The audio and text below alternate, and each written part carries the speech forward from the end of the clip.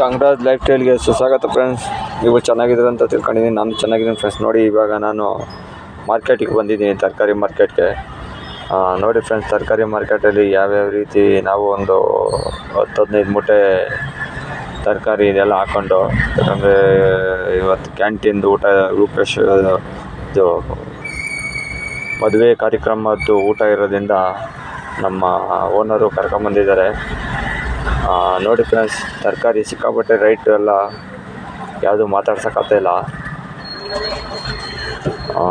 ನಿಮಗೂ ತೋರ್ಸೋಣ ಅಂತೇಳಿ ತರಕಾರಿ ಮಂಡಿ ತೋರಿಸ್ತಾಯಿದ್ದೀನಿ ಫ್ರೆಂಡ್ಸ್. ನೋಡಿ,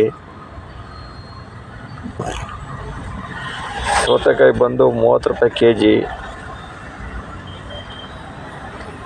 ನಮ್ಮ ಓನರು ಎಲ್ಲ ಒಂದೊಂದು ಚೀಲಗಳು ಹಾಕೋಂತ ಇದ್ದಾರೆ. ಮದುವೆ ಪ್ರೋಗ್ರಾಮ್ ಇತ್ತು, ಅದಕ್ಕೋಸ್ಕರ ಹಾಕೋಂತ ಇದ್ದಾರೆ.